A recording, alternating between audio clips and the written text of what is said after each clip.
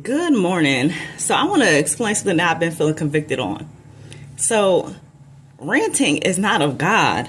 I know we've gotten in this social media era where we always want to express our feelings and everything like that, but we really have to remember that we have to keep a lid on our tongue. The Bible literally says that life and death is in the power of the tongue. And if you are someone who belongs to the Lord, faith is literally the currency of that kingdom. Okay?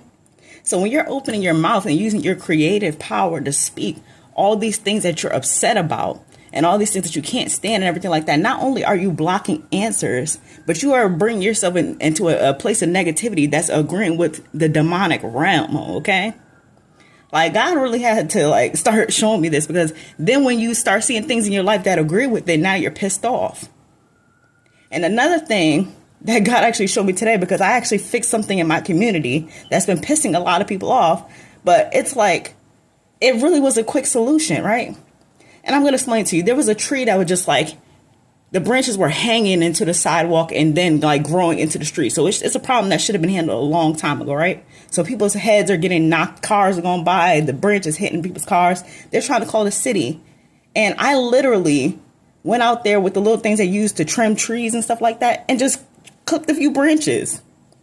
And sometimes God needs us to realize he gave us dominion here, which means that we are problem solvers and we are builders, we are creators. So why would he step in for problems that he's already given you solutions to fix? Some of you are crying over a situation that God had gave you the power to fix a long time ago. You just don't want to do anything. And that's the problem with a lot of things in this world. We already have a solution, but nobody wants to be the one to do anything. So I want you to think about that the next time you see that your neighborhood is always dirty. Why are you walking by this trash? Why are you walking by this trash? You see it every day. When you see that the kids are not safe getting across the street, why are you not standing out there at the end of the day? We know that the kids will be crossing the street. When you see that your neighbor is always struggling, she's a single mom or something, why are you not covering the widow?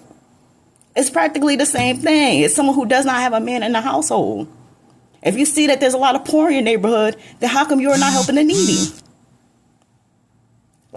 We really got to change as Christian people. If you say that you love God, that means you love your brother and sister. And that means that you are a problem solver and you are a kingdom agent. A kingdom agent is people who bring the power, the love, and justice of God here. That is all.